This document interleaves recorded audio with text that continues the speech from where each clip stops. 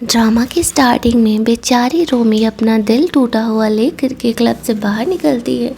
खुद ही में बोल रही थी, मेरे बॉयफ्रेंड ने मुझे चीट कर दिया, मेरी ज़िंदगी तो बहुत ही बेकार है। ये कह के वो अभी आगे बढ़ ही रही थी कि उसका एक्सीडेंट हो जाता है। और जो वो नॉवल पढ़ रही थी उस नॉवल में वो ट्रांसमिग्रेट होकर के इंटर कर जाती है। बट उसे तो पता ही नहीं चलता है कि वो यहाँ क्या कर रही है। जब उसकी आँख खुलती है तो वो खुद को एक होटल में पाती है। सोचती है, एक सेकेंड, वो तो कार एक्सीडेंट में मारी गई थी, तो फिर वो होटल में कैसे उसे होश आया। तभी वहाँ पर सिस्टम उसे बताता है कि तुम एक नॉवल के अंदर एंटर कर चुकी हो। तुम्हारा मिशन है मेन लीड को उसकी कंपनी का मेन CEO बनाना, और अगर तुमने ऐसा नहीं किया तो तुम ऐसी दुनिया में हमेशा के लिए फंसी रह जाओगी। तभी उसे ध्यान आता है ये तो उसी नॉवल का प्लॉट है जो कि नॉवल वो पढ़ रही थी। बट पंगा ये है कि उसने इस नॉवल को पूरा पढ़ा ही नहीं था, जिस वजह से उसे पता ही नहीं था कि इस कहानी का मेन लीड कौन होने वाला है। सामने उससे अपना ये हस्बैंड दिखता है। पैसे के लिए उसने इस इंसान से शादी कर लिया था और कुछ महीने बाद ही वो उसे मार डालती है। मतलब 3 महीने बाद उसे ध्यान आता है किसी ने तो इस हॉस्पिटल में उसके सर पर ऐसे वार किया था। उसके बाद जब उसे होश आया था तो उसका हस्बैंड मर जाता है, और इसके बाद सब लोग उसे ऐसे बोले करके उसे भी जान से मार देते हैं। रूमी सोचती है, माना कि वो इस कहानी में विलन है, लेकिन वो अपने हस्बैंड को ऐसे डायरेक्टली नहीं मार सकती, वरना उसे पता है कि उसकी जान ले ली जाएगी। तो जब वो अपनी अंतिम सांसें ले रहा था तो वो जल्दी जल्दी वहाँ से बाहर निकलती है। अपनी आइडेंटिटी के बारे में जानती है कि वो एक BCS फीमेल लीड है। उसे फ़िलहाल की सिचुएशन में वहाँ से निकल जाने में ही फ़ायदा दिखता है। जल्दी जल्दी वो वहाँ से निकलती है तो आगे टकराती है रोहान से। रोहान जो इंसान अंदर हॉस्पिटल में है उसका ब्रदर था, यानी रोमी उसके सिस्टर इन लॉ हुई। रोहान को टकराती है, देख कर के ही वो शॉक हो जाती है, ये सोचते हुए कि कहानी में जब इसको डिस्क्राइब किया गया था तब तो वो इतना हैंडसम नहीं था। बंदा तो वैसे बहुत ही हैंडसम है। यहाँ पर इससे भी पता चलता है कि उसका भाई बस दुनिया में नहीं रहा। तो वो रोमी को इन सब का जिम्मेदार मानता है और बोल रहा होता है कि तुमने मेरे भाई से शादी से पैसे के लिए की थी और शादी के 3 महीने के अंदर ही तुमने उसे जान से मार दिया। मैं तुम्हें छोड़ने नहीं वाला हूँ। रोमी वहाँ पर उसे एक्सप्लेन कर रही होती है कि नहीं, मैंने तुम्हारे भाई को नहीं मारा, लेकिन उसे ऐसा लगता है रोहान के बिहेवियर से कि वो इस कहानी का एक्चुअल में विलन है। बट कभी कभी चीज़ें वैसी नहीं होती जैसा हमें दिखाई देता है। वो रोमी को पनिशमेंट देने ही वाला था कि तभी रोहान की दूसरी सिस्टर इन लॉ यहाँ पर आ जाती है। ये बूढ़ी औरत पूरे ड्रामा में इतना तमाशा मचा करके रखी है कि बस पूछो मत। वो और उसकी मेड यहाँ पर आती है और कहती है, मुझे पूरा भरोसा है कि रोमी ने मेरे भाई को नहीं मारा है, मतलब जो भी उसका रिलेशन हो उसे नहीं मारा है, क्योंकि वो उसके बेबी को लेकर के प्रेग्नेंट है, तो फिर वो अपने हस्बैंड को भला क्यों ही मारेगी। रोमी सोचती है, मैं प्रेग्नेंट भी हूँ, कहानी में तो ये प्लॉट ही नहीं था। तभी उसे आग से इशारा करती है कि वो झूठ बोल रही है। तो रोमी एक्टिंग करने लगती है। तो रोहान का कहना था, लेकिन तुम्हारा हस्बैंड तो पिछले 2 महीने से कोमा में है, तो फिर वो तुम्हारे साथ रोमांस कैसे कर सकता है। रोमी उसे कहती है, तुम्हें हर चीज़ जानना है, तुम्हें क्या लगता है कि मैं तुम्हें झूठ बोल रही हूँ, एक्चुअल में मैं प्रेग्नेंट ही हूँ। अब जब रोमी ऐसे प्रेग्नेंट निकलती है तो रोहान फ़िलहाल तो रोमी को बुली नहीं कर सकता, लेकिन उसे सच तो जानना था कि आखिरकार सच क्या है। जीजी यहाँ पर रोमी को वहाँ से सेव कर रही होती है ताकि रोहान उसे हर्ट ना करे, और रोमी को ऐसा लग रहा था कि जीजी भी सेफ प्लेस नहीं है, बट फ़िलहाल के लिए इस सिचुएशन से निकलने के लिए काफ़ी है। रोहान के जाने के बाद वो रोमी को वार्न करती है, मुझे पता है कि तुम प्रेग्नेंट नहीं हो। ये कहते हुए वो क्लब लेकर के जाती है, उसके लिए बहुत सारे मेल मॉडल्स बुक करती है। कहती है, इनमें से किसी एक को चूज करो और प्रेग्नेंट हो, बाकी मैं संभाल लूँगी कि तुम अपने हस्बैंड के बेबी को लेकर के प्रेग्नेंट हो और उसी बच्चे को कंपनी का इनहेरिटेंस राइट मिलना चाहिए। रोमी बहुत ही ऑकवर्ड थी, उनमें से वो किसी को चूज़ नहीं कर पा रही होती है। वहाँ से निकलने का कोशिश करती है, तब तक जीजी ने रोमी को लव पोशन दे दिया था और वो बेहोश होने लगती है। यहीं दूसरी तरफ रोहान रोमी पर नज़र रखा हुआ था, तो उसे पता चलता है एक्चुअल में रोमी को क्लब लेकर के गया गया है और जीजी यहाँ पर उसे मेल मॉडल्स बुक करा रही है। तो उसे समझ नहीं आता कि आखिरकार ये कर क्या रही है। रोमी तो प्रेग्नेंट है, तो फिर मेल मॉडल क्यों ही उसके लिए बुलाया जा रहा है। रोमी को होटल के कमरे में उनमें से एक मेल मॉडल लेकर के जाता है। रोमी यहाँ पर ऐसे दिखाती है जैसे कि वो उसके साथ रोमांस करने में इंटरेस्टेड है। तब तक इधर रूहान भी आने लगता है। वो या तो रोमी को प्रोटेक्ट करना चाह रहा था या उसे रंगे हाथों पकड़ना चाह रहा था। तो यहाँ पर रोमी उस मेल मॉडल के साथ रोमांस करने की एक्टिंग करने लगती है। उसे बेहोश करके वहाँ से फरार हो रही थी। तभी वहाँ पर रूहान आने लगता है तो रोमी को जल्दी जल्दी छुपना पड़ता है ताकि वो उसे देख ना सके।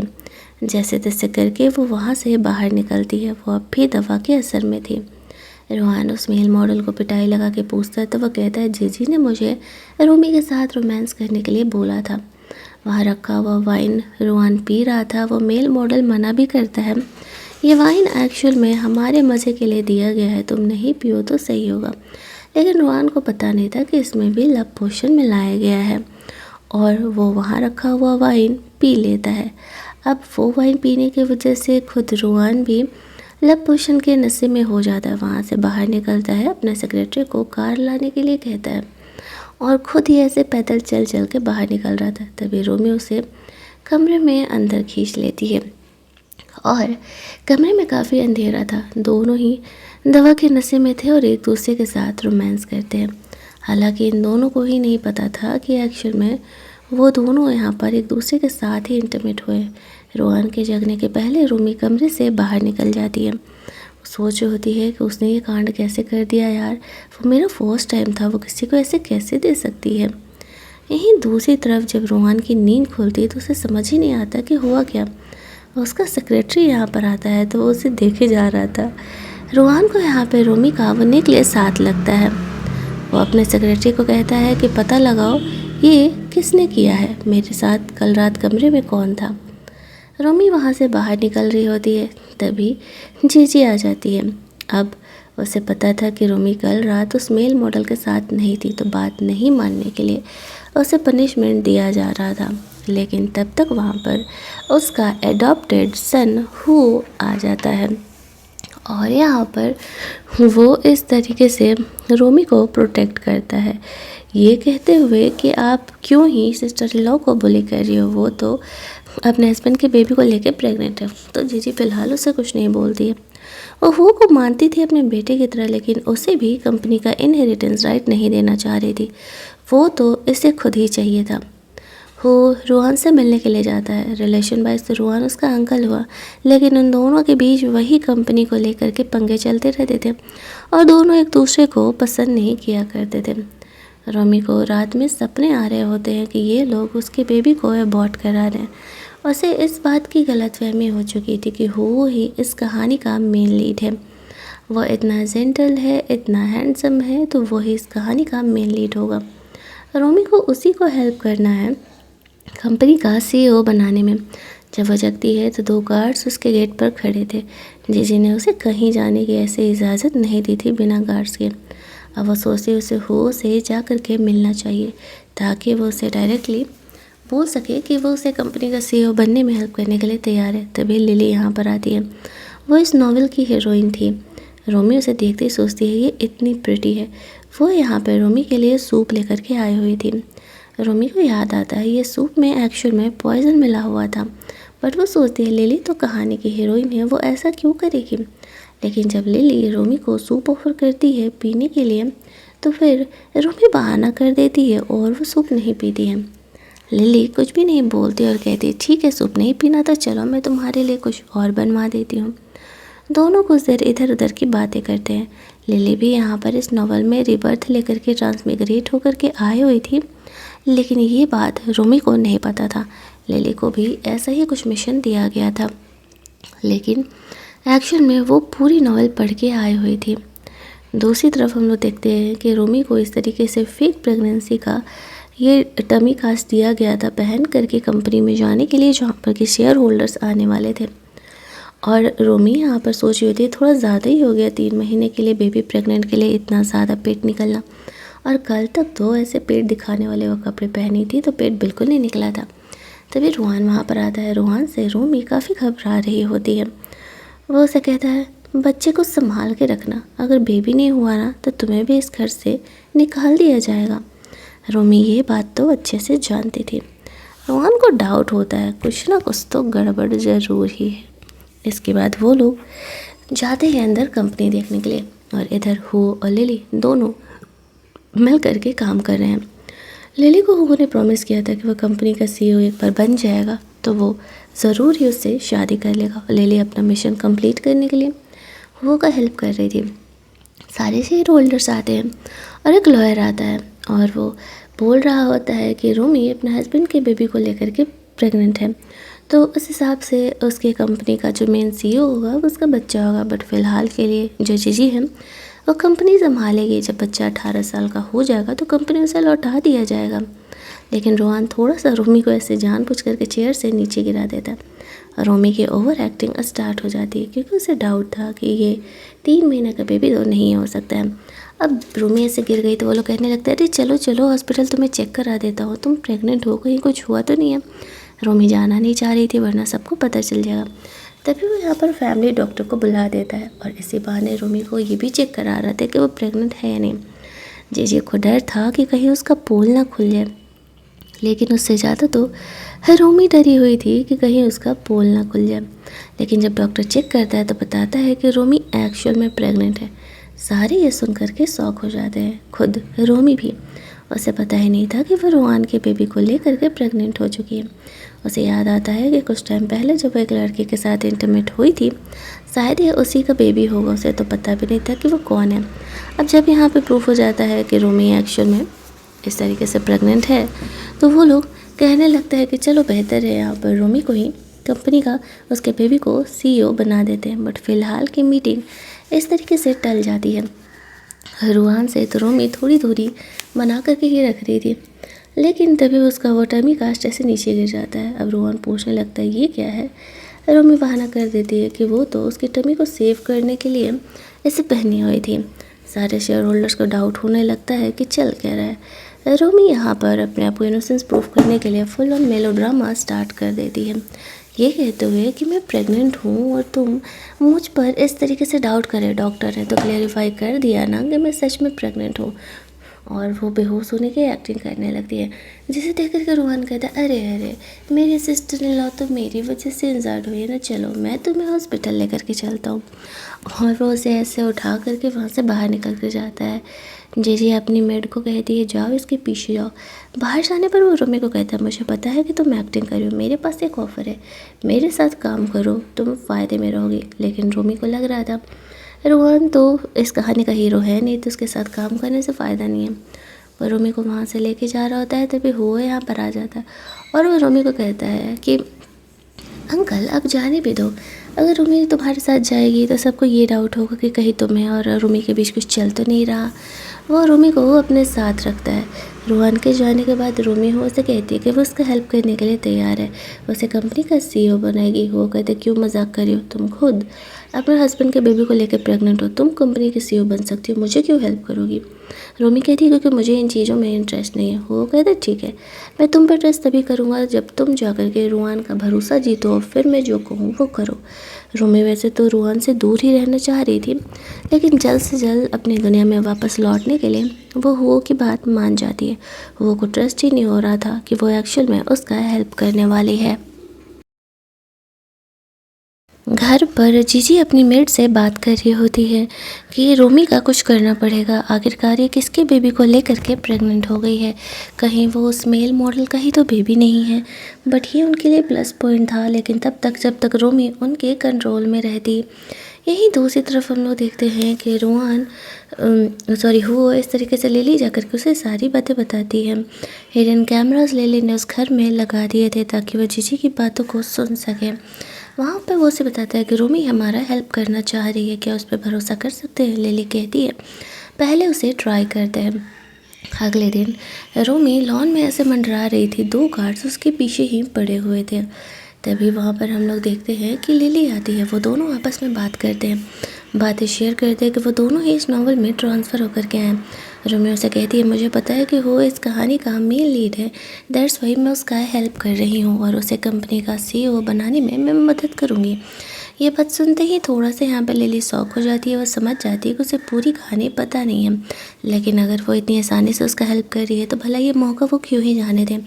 उसके लिए तो बेहतर ही है ना वो अगर इस कहानी का हीरो बन जाएगा तो उसका मिशन कंप्लीट हो जाएगा और वो अपनी दुनिया में वापस जा सकेगी।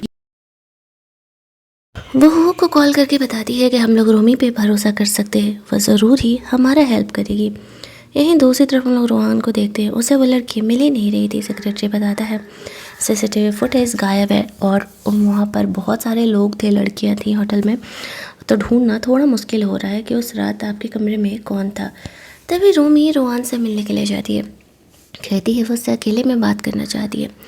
उसका सेक्रेटरी वहाँ से बाहर जाता है। रोमी रोहान को कहती है कि वो उसने जिसके साथ कोऑपरेट करने का ऑफ़र दिया था क्या वो अब भी वैलिड है। रोहान उसे कहते हैं नहीं, मेरा मूड चेंज हो गया। रोमी उसे कहती है ऐसे मत करो, देखो मैं तुम्हारा हेल्प करने के लिए तैयार हूँ। रोहान उसे कहता है तुम्हारा इसमें क्या फ़ायदा दिख रहा है। रोमी उसे कहती है ऐसा कुछ भी नहीं है, फ़ायदा का बात, मैं तुम्हारे साथ काम करने के लिए तैयार हूँ, मैं चाहती हूँ कि तुम कंपनी का CEO बनो। रोहान कुछ सोचते हुए कहता है चलो ठीक है, लेकिन तुम्हारे लिए ये कॉन्ट्रैक्ट है, ये कॉन्ट्रैक्ट के हिसाब से तुम्हें काम करना होगा। रोमी उस कॉन्ट्रैक्ट पेपर पर साइन कर देती है। तभी वहाँ पर रोहान के रखे हुए उस नेकलेस पर उसकी नज़र पड़ती है। रोमी को ध्यान आता है ये नेकलेस उसका है क्या, ये जाना पहचाना से क्यों लग रहा है, लेकिन वो रोहान को कुछ बोलती नहीं है। वो उसे कहती है मुझे वहाँ से निकालो बाहर, मैं उस ऐसे जेल में नहीं रह सकती, हर समय कोई ना कोई मुझ पे नज़र रख रहा होता है। रोहान उसे प्रॉमिस करता है ठीक है, वो जल्दी ही उसे उस घर से बाहर निकालेगा। घर जाने पर जीजी उसकी डांट लगा रही होती है और उसे कहती है कि वो कहाँ चली गई थी। रोमी उसे नहीं बताती ये बात कि वो रोहान से मिलने के लिए गई हुई थी। उसे पनिशमेंट दिया जा रहा था तो लिली यहाँ पे रोमी को सेव करने के लिए आ जाती है। अब वो उसे एक बहुत ही अच्छा मुर्गी दिख रही थी जो कि उसकी हेल्प करेगी, तो भला वो उसे प्रोटेक्ट करेगी ही ना। और लिली को यहाँ पर जो जीजी थी वो पसंद करती थी, उसे तो ऐसा लगता था कि वो उसके साइड से है और वो उसका हेल्प ही करेगी, लेकिन उसे क्या पता कि यहाँ पे वो भी उसे आगे चल के धोखा ही देने वाली है। अगले दिन घर में एक पार्टी था जहाँ पर कि जीजी की गॉड डॉटर एनी आए हुए थे और वहाँ पर वो रोमी का इंसल्ट कर रही होती है। बड़ी आई उस इंसान से शादी करने वाली, वो तो कोमा में था बेचारा, अब तो इस दुनिया में भी नहीं है, पता नहीं किसके बेबी को लेकर के प्रेग्नेंट हो गई है। पहले वाली रोमी होती तो अभी इससे बात थी कि वो चुप ही होती, लेकिन ये जो रोमी थी वो उसे सबक सिखाती है। एनी रोमी की पिटाई लगाने के लिए आगे बढ़ती है तो रोहान आकर के उसे सेव कर लेता है। एनी यहाँ पर पेट में दर्द होने की एक्टिंग करने लगती है। रोमी एनी कहती है मुझे पता है कि तुम दोनों के पीछे फेयर चल रहा है, रुको मैं गॉड मदर को बता करके आती हूँ। रोमी यहाँ पर कहती है अरे यार तुमने कांड कर दिया, अब जीजी बेवजह ही मुझे पनिश करेगी। रोहान उसे कहता है ऐसा कुछ भी नहीं हुआ। वह रोमी को अपने साथ चलने के लिए कहता है। घर पर एनी ने अपनी गॉड मदर को ऐसे कंप्लेन किया था, वो सोच रही थी कि रोमी एक बार आए तो वो उसे पनिशमेंट दे, लेकिन तभी उसे पता चलता है कि रोहान रोमी को ले करके गया है। वो सोचने लगती है कि आखिरकार वो रोमी को क्यों ही लेकर के गया, उसके लिए मुसीबतें बढ़ सकती हैं। वो दोनों जो कुछ भी बातें कर रही थी वो सारी बातें यहाँ पर हो और लिली सुन रहे होते हैं। उन्हें पता चलता है कि वो रोहान और रोमी को रास्ते से हटाने का काम करे, उसे पता था कि वो उससे भी मरवाने ही वाली है आगे चल करके। दैट्स वाई वह कंपनी का CEO खुद बनना चाहता था, भले ही वो जीजी का एडॉप्टेड सन था, फिर भी इसकी लालच इतनी थी कि उसे कंपनी का CEO बनना ही है। लिली उसे कहती डोंट वरी, रोमी हमारी पूरी हेल्प करने वाली है। वो सोच रहा था कि लिली को रोमी पर इतना ज़्यादा ट्रस्ट क्यों है। इधर रोमी रोहान के घर पर थी और उसके लिए 3 मेड रखे गए थे जो कि रोमी का 24/7 केयर करने वाले थे। रोमी को पता चलता है कि ये उसका घर है तो वो रोहान से कहती है कि तुम अपने घर क्यों लेकर के आए हो। रोहान उसे कहते हैं तो क्या मैं तुम्हें होटल लेकर के जाऊँ, फ़िलहाल मैं आराम करने के लिए जा रहा हूँ। उसके जाते ही सेक्रेटरी उसे बताता है कि रोहान उसे प्रोटेक्ट करना चाहता है, दैट्स वाई वो उसे अपने घर लेकर के आया हुआ है, वो उसके साथ रहेगी तो सेफ़ रहेगी।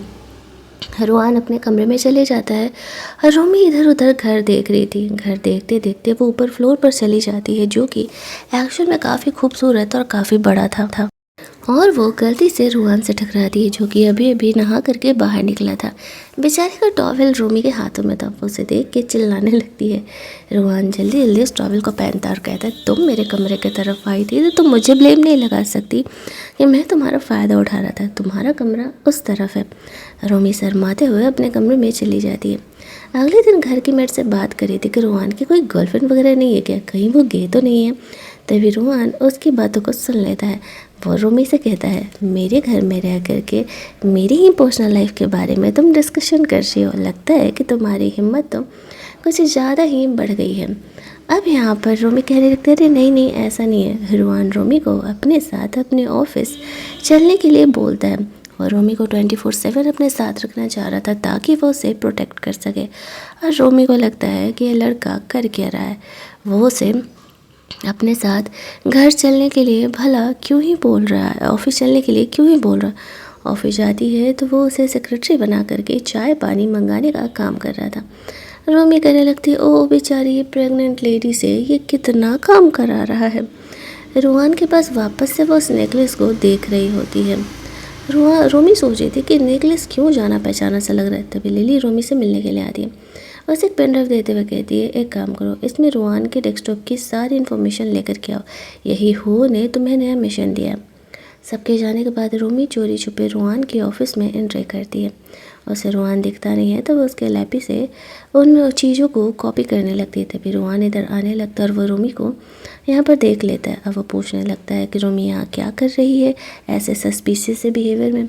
रोमी बहाना कर देती कि वो तो टेबल को साफ़ कर रही थी। तो रुआन उसे कुछ नहीं कहता। उसका सेक्रेटरी कहता है मुझे लगता है ये ज़रूर ही कुछ गड़बड़ करने आई थी। रुआन कहता है वैसे भी इसके पास इतना दिमाग नहीं है कि मेरे लिए मुसीबत खड़ा कर सके। रोमी बाहर निकल करके लिली को बता देती है कि उसने इन चीज़ों को चुरा लिया, लेकिन पता नहीं क्यों अब रोमी थोड़ा सा हिचकिचा रही थी वो और लिली का हेल्प करने में, क्योंकि उसे रुआन की अच्छाई दिख रही थी। बाहर निकलती है कि स्ट्रे कैट को देखती है। तभी वहाँ पर कुछ लोग आकर उसे किडनैप करने की कोशिश करने लगते हैं। रुआन आकर के रोमी को प्रोटेक्ट करता है। वो बेहोश थी तो उसे वहाँ से लेकर के जाता है। रोमी को होश आता है तो वो देखती है कि रुआन उसका केयर कर रहा है। वो उसे कहता है कि मेरी गलती थी, शायद मैंने थोड़ी सी ढिलाई दे दी और मैं तुम्हें प्रोटेक्ट नहीं कर पाया। रोमी उसे कहती है नहीं ऐसी कोई बात नहीं है, एटलीस्ट सही समय पर आकर के तुमने मुझे सेफ तो कर लिया। नर्स आकर के बोलती है कि आपकी वाइफ प्रेग्नेंट है और आपको इस पर ध्यान रखना चाहिए, इस तरीके से इसे एनेस्थेसिया दिया था, बच्चे को कुछ भी हो सकता था। रुआन बोलना चाह रहे थे मेरी वाइफ नहीं है, लेकिन रोमी सिचुएशन का फ़ायदा उठाते हुए कहती है हाँ नर्स देखिए ने मुझसे इतना काम करवाता है ऑफिस का। रुआन हंसने लगता है तुम घर चलो बेटा मैं तुम्हें बताता हूँ। तभी उसका सेक्रेटरी उस स्ट्रे कैट को लेकर के आ जाता है। वैक्सीनेशन वगैरह दिलाने के बाद वो रोमी और रुआन को वो स्ट्रे कैट सौंप देता है। दोनों से स्ट्रे कैट के बारे में आपस में बात कर रहे थे। रोमी सोचती है कि विलन इतने काइंड कैसे हो सकते हैं, ये स्ट्रे कैट को अडॉप्ट कर रहा है, कहीं वो गलत तो नहीं समझ रही है रुआन को। तभी उसे लिली का मैसेज आता है वो पेन ड्राइव देने के लिए। रुआन उसे पूछता है किसका मैसेज है, लेकिन वो उसे बताती नहीं है। यही दूसरी तरफ हम लोग देखते हैं कि जीजी को पता चलता है कि रोमी इस तरीके से रुआन के ऑफिस भी जा रही है और अब वो सोचती है कि एक ही बार में इन दोनों को रास्ते से हटा देने में ही फ़ायदा होगा, तभी तो वो फैमिली उसकी वापस हो पाएगी। रोमी वहाँ से बाहर निकलती है तो वो लिली से मिलती है। लिली को वो पेन ड्राइव देना नहीं चाह रही थी, हालांकि पेन ड्राइव के जो भी डिटेल्स थे उसने डिलीट कर दिए थे। वह रुआन को धोखा नहीं दे पाई थी। लिली उसे कहती है एक नोवेल वर्ल्ड है, हमें बस हमारा काम कंप्लीट करना है, ये बात को ध्यान रखना, यहाँ किसी से इमोशनल अटैचमेंट करने का कोई फ़ायदा नहीं है। लेकिन खुद लिली भी अपना फ़ायदा देख रही होती है कि वो अपनी दुनिया में वापस चली जाए। रोमी का क्या होगा यहाँ पर, उसे इस बात से क्या ही फ़र्क पड़ता है और वो इसी वजह से रोमी से सारे काम करवा रही होती है। अगर वो कंपनी का सीईओ बन गया तो ऑब्वियसली यहाँ पर लिली अपनी दुनिया में चली जाएगी, अदरवाइज अगर रुआन कंपनी का सीईओ बन गया तो रोमी अपनी दुनिया में चली जाएगी। उसे पूछती है कि उसका बेबी तो ठीक है ना। रोमी कहती है हाँ उसका बेबी ठीक है और वो इस बेबी को बॉर्न करने का प्लान कर रही है। दूसरी तरफ वहाँ से बाहर निकलती है, हॉस्पिटल में थी रुआन उसके आने का इंतज़ार कर रहा होता है। वो रोमी से पूछता है बहुत टाइम लगा आने में। रोमी उसे कहती है कि हाँ प्रेग्नेंट लेडीज़ के लिए वॉशरूम जाना कितना मुश्किल होता है, तुम्हें थोड़ी पता है, तुम थोड़ी प्रेग्नेंट हुए हो कभी। तो फिर रुआन रोमी को कुछ भी नहीं कहता है। कुछ टाइम पहले इस तरीके से उसका सेक्रेटरी आकर के रोमी के बारे में उसे कुछ इन्फॉर्मेशन दिया था, जिस वजह से उसे ऐसा लग रहा था कि उस रात वाली लड़की रोमी हो सकती है। वो रोमी को नेकलेस दिखा के पूछता है इस नेकलेस को पहचानते हो। रोमी कहती हाँ शायद मेरा ही है, मेरा वाला खो गया है, मुझे जाना पहचाना सा लग रहा है। अब रुआन को और ज़्यादा कन्फर्मेशन लगने लगता है कि रोमी ही वो उस रात वाली लड़की है, लेकिन जब तक वो बेबी का डीएनए टेस्ट नहीं कराएगा तब तक वो इन बातों को प्रूफ नहीं कर सकता था। दैट्स वाई वो रोमी को कुछ बोलता नहीं है, सिर्फ उसे वहाँ से सेफली ले करके जाता ही है। दूसरी तरफ लिली हो सके थी डोंट वरी, रोमी अब भी हमारी ही साइड है और तुम ही कंपनी के सीईओ बन करके रहोगे। वो तो अपना फ़ायदा देख रही थी ताकि वो अपनी दुनिया में जल्दी ही वापस जा सके। रोहन रोमी को अपने साथ ले करके जाता है। अब रोमी को लग रहा था कि इसका बिहेवियर इतना बदला बदला से क्यों है। पहले तो वो इतने क्यूटली इतने जेंटली उससे बिहेव नहीं करता था, और रोहन रोमी को इसलिए भी प्रोटेक्ट कर रहा था क्योंकि एक तो वो उसके फ़ायदे की है, और दूसरा कि यहाँ पर अगर वो बच्चा उसका हुआ तो फिर ये तो अच्छी ही बात है। तो वो पर्सनली ड्राइव करके रोमी को अपने साथ ले करके जाना चाहता था, पर सेक्रेटरी कहता है बॉस मैं ले चलता हूँ, आप रोमी के साथ आराम से पीछे बैठो। ड्राइव करते करते दोनों के बीच थोड़ी क्लोजनेस होती है। रात में रोहन यहाँ पे रोमी के सपने देख रहा था, उसकी नींद खुलती है तो उसे अवॉइड करते हुए कंपनी फरार हो जाता है। रोमी रोहन के बारे में पूछती है तो मेट बताती है वो कंपनी जा चुका है। अगले कुछ दिन ऐसे ही बीतते हैं जहाँ पर कि रोहन रोमी को अवॉइड ही कर रहा था। एक दिन घर की मेट बताती है कि दोपहर में रोहन आने वाला है रोमी को डॉक्टर के पास चेकअप कराने के लिए लेकर के जाने। उस दिन वो आता है और रोमी को डॉक्टर के पास ले करके जा रहा था। दोनों भी बात करते करते आगे बढ़ ही रहे थे कि तभी एक कार उन्हें फॉलो कर रही होती है, और जीजी ने यहाँ पर अपनी मेट को ऑर्डर दे दिया था उन दोनों को एक्सीडेंट कर देने के लिए। तो वही होता है, एक बड़ी सी गाड़ी आकर के उनकी कार से टकराती है, लेकिन रोहन यहाँ पर रोमी को सेव करने के चक्कर में खुद कुछ ज़्यादा ही इंजर्ड हो जाता है, जिसे देख करके रोमी भी घबरा जाती है। उसने एक्सपेक्ट नहीं किया था कि रोहन रोमी को सेव करने के लिए ऐसा करने वाला है। जल्दी जल्दी एम्बुलेंस बुला करके वो रोहन को हॉस्पिटल लेकर के जाती है। उसे पता नहीं था कि आगे क्या होने वाला है, और यहाँ पर घर की मेट जीजी को बताती है कि काम पूरा हो चुका है, रोहन बचने नहीं वाला। रोमी का पता नहीं, लेकिन रोहन की हालत बहुत ही ज़्यादा ख़राब है। हॉस्पिटल में रोहन का डॉक्टर ट्रीटमेंट कर रहे थे। उसका सेक्रेटरी उस पर गुस्सा कर रहा था कि रोमी तुम्हारा रोहन इतना ज़्यादा ख्याल रखता है और तुम उसका एक्सीडेंट कैसे करवा सकती हो। रोमी कहती सच में मैंने एक्सीडेंट नहीं करवाया, लेकिन उसके सेक्रेटरी को ऐसा लग रहा था कि उसी ने जानबूझ करके यहाँ पर रोहन का एक्सीडेंट कराया। डॉक्टर आकर के बताते हैं कि एक्चुअल में रोहन के सर पर गहरी चोट लगी है और उसे होश आने में वक्त लगेगा। यहीं दूसरी तरफ ये दोनों आपस में बातें करके खुश हो रहे होते कि फाइनली यहाँ पर रोहन इस दुनिया से जा चुका है और कंपनी का मेन राइट्स लेने में कोई भी उसके बीच नहीं आने वाला है। यहीं दूसरी तरफ वो भी इन बातों को सुनता है। वो कहता है हमारे पास ये वीडियो है, यहाँ पर मेरी ही स्टेप मदर गॉड मदर के खिलाफ तो मुझे सबूत मिल गया है, लेकिन अभी मैं उसे सामने नहीं लाने वाला हूँ। लिली यहाँ पर ये कंफर्म करने के लिए हॉस्पिटल जाती है कि एक्चुअल में रोहन अब इस दुनिया में नहीं रहा, और यहीं दूसरी तरफ रोमी जो थी वो रोहन का ख्याल कर रही होती है। इधर जीजी को भी पता चलता है कि रोहन की जान बच गई है, तो वो बहुत ही ज़्यादा भड़कने लगती है अपने घर की मेड पर कि तुमसे एक काम ढंग से नहीं होता है, देखो ये ज़िंदा बच गया तो हमारे लिए बहुत ही मुश्किल करेगा। रोमी यहाँ पे रोहन का केयर कर रही थी, उसके साथ बिताए वक्त को याद कर रही थी। तभी रात में लिली आकर के रोहन को जान से मारने का कोशिश करती है। रोमी उसे रोक देती है।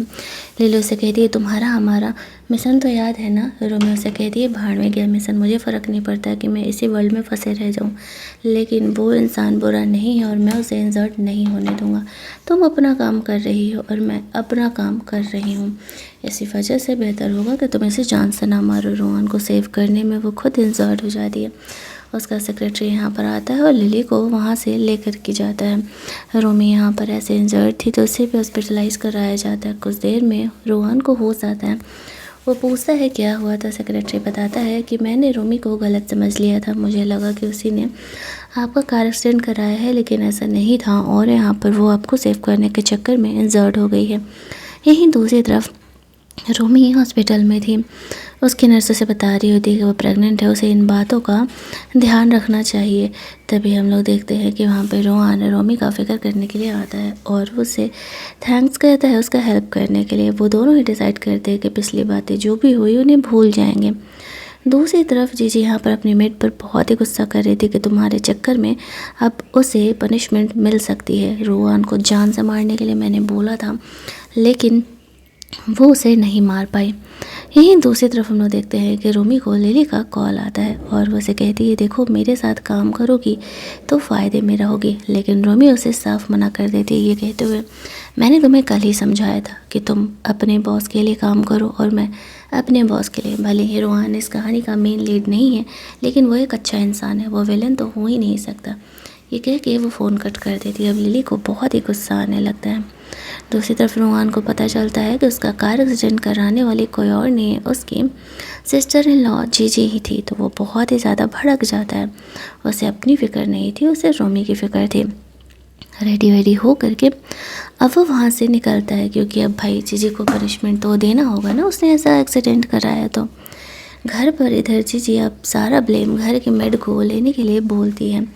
रोहान वहाँ पर गार्ड्स वगैरह लेकर के पहुँचा था, साथ ही में पुलिस ऑफिसर भी कि अटेम्प्टेड मर्डर के केस में जीजी को जेल होने वाला है। एक्सीडेंट की जगह पर वो उस ड्राइवर के साथ उसकी मेड दिखी थी, तो जीजी सारा ब्लेम उस मेड पर डाल देती है। फ़िलहाल के लिए उस मेड को जेल हो जाता है और जीजी तो सेफ बच जाती है। लिली भी यहीं पर थी और वो इन चीज़ों को देख रही होती है और सोच रही थी कि चलो मेड तो हट गई, अब जीजी को रिश्ते से हटाना होगा। तो ही यहाँ पर जो हुआ है वो कंपनी का सीईओ का पोजीशन होल्ड कर पाएगा और उसका मिशन कंप्लीट हो पाएगा। वो जीजी की फ़िक्र करने की एक्टिंग करते रहती है। जीजी को ऐसा लग रहा था मेड तो गई, अब यही अगली बली की बकरी बन सकती है जो कि मेरा हेल्प करे। रोहान फ़िलहाल वहाँ से चले जाता है। सेक्रेटरी कहता है कि क्या हम जीजी को ऐसे ही जाने देंगे। रोहान कहता है नहीं, लेकिन हमें कुछ और सबूत चाहिए होंगे उसके खिलाफ, तो ही तो हम यहाँ पर जीजी को भी फिर जेल भेज सकते हैं। यहाँ पर वो उसी चीज़ की तैयारी कर रहा था। इधर वो आता है और जीजी को बताता है कि उस रात रोहान किसी के साथ इंटीमेट हुआ था, उसे पता नहीं है। नेकलेस देख करके वो पहचान जाती है कि वो रोमी ही है। वो समझ जाती है कि रोमी रोहान के बेबी को लेकर के प्रेग्नेंट है, तो उसके लिए थोड़ी अब मुश्किलें बढ़ने वाली थी, क्योंकि यहाँ पर इस तरीके से जो उसके बेबी को लेकर के प्रेग्नेंट है तो भाई पंगा तो होगा। एक्चुअल में अब रोहान कंपनी का सीईओ बन सकता है। इधर हॉस्पिटल में रोमी ठीक थी और अब वो डिस्चार्ज हो सकती थी। वो अकेले ही जाने के लिए सोच रही होती है, लेकिन तभी वहाँ पे रोहान आता है और वो रोमी को अपने साथ ऐसे गोद में उठा के लेकर के जा रहा था। वो समझ नहीं पा रही थी कि रोहान उसका इतना केयर क्यों ही करने लगा है। क्या उसने उसका जान बचाया इसीलिए? रोहान उसे कहता है और नहीं तो क्या, अब तुमने मेरा जान बचाया तो मुझे तुम्हारे लिए तो इतना करना होगा ना। वो उसे अपने साथ लेकर के जाता है। जैसे ही वो लोग घर के गेट पर पहुंचते हैं तभी वहाँ पर एक रोज़ नाम की गर्ल आती है, जो कि ये बोल रही होती है, ये क्लेम कर रही थी कि वो उस रात वाली लड़की है और वो रोहान के बेबी को लेकर के 2 मंथ की प्रेग्नेंट है। अब रोहान रोज़ को हाँ भी नहीं कह पा रहा था, ना भी नहीं कह पा रहा था। रोमी कहती है काम करो, तुम अपना ये लड़की वाला मैटर सुलझाओ, मैं घर में आराम करने के लिए जा रही हूँ। ये कहते हुए वो अंदर चली जाती, लेकिन पता नहीं क्यों उसे थोड़ा सा बुरा लग रहा था रोहान को रोज़ के साथ देख करके।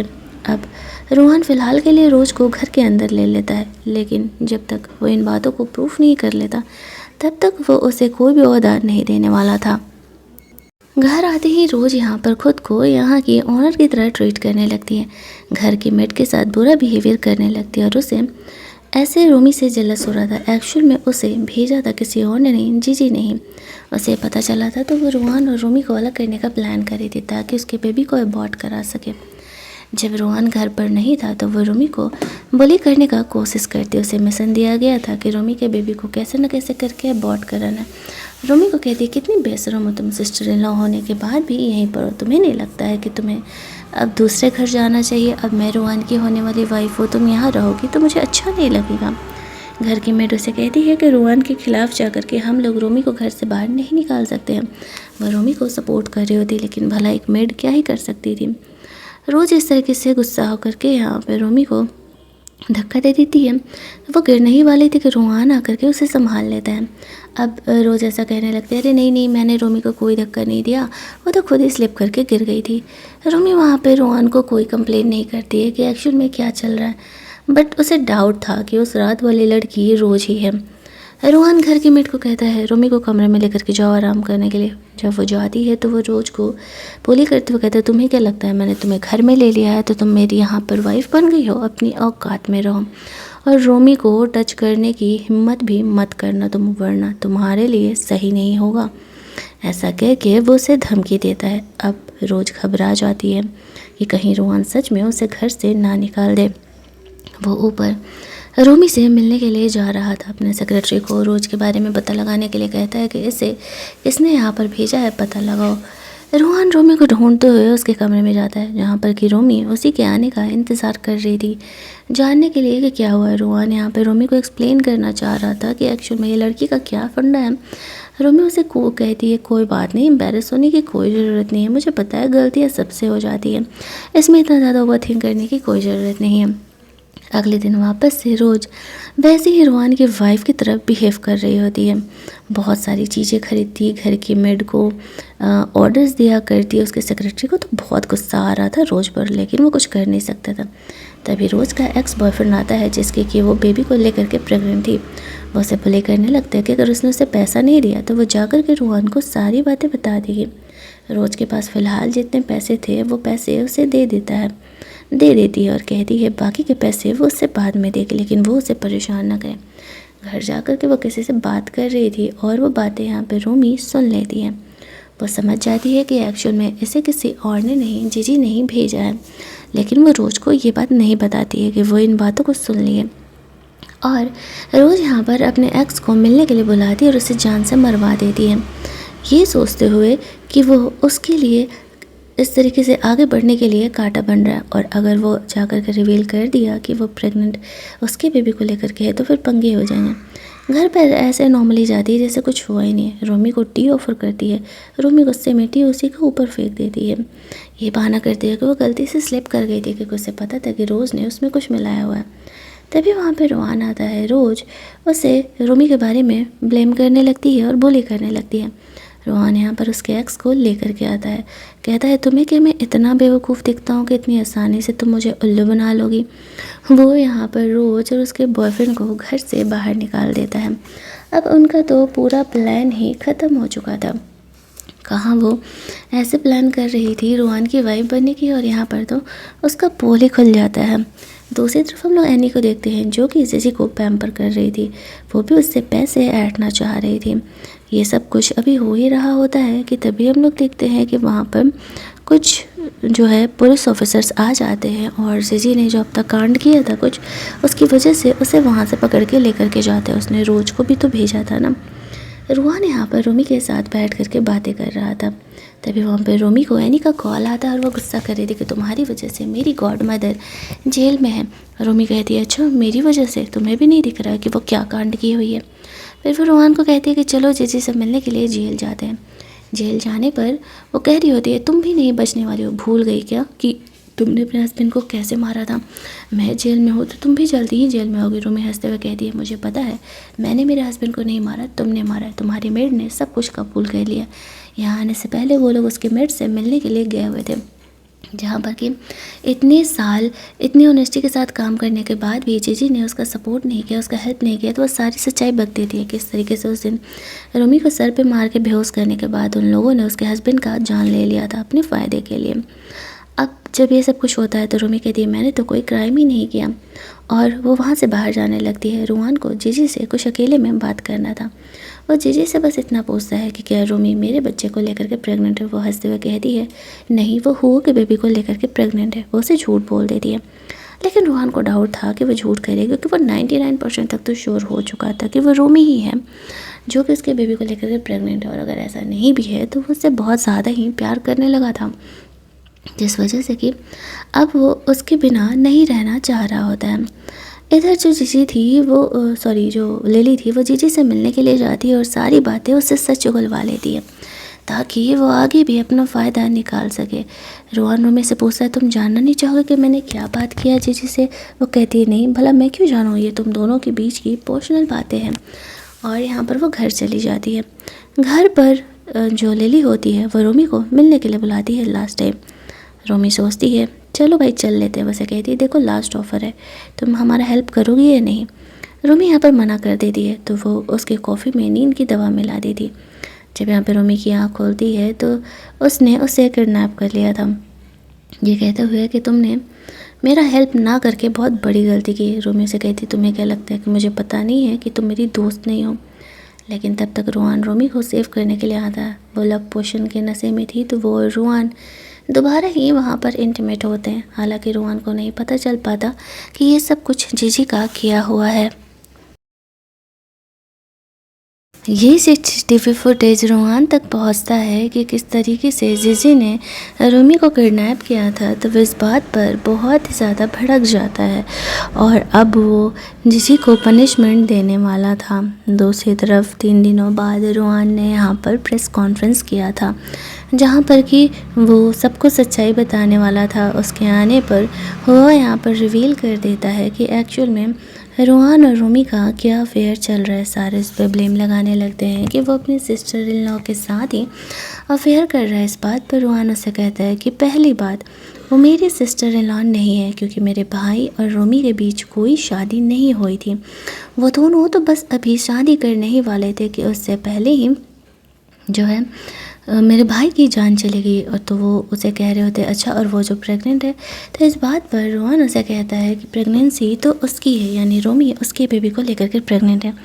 उसके भाई के जाने के बाद उसके और रोमी के बीच नज़दीकियाँ बढ़ी थी, तो वो इस बात की जिम्मेदारी लेता है कि वो उसका बच्चा है। और दूसरी बात, वो जीजी का वो वीडियो दिखा देता है कि किस तरीके से जीजी ने रोमी को किडनैप किया था। पुलिस उसे पकड़ के लेकर के जा रही होती है लिली को, तो वो यहाँ पर हो से हेल्प मांग रही होती है, लेकिन हो उसका हेल्प करने से मना कर देता है।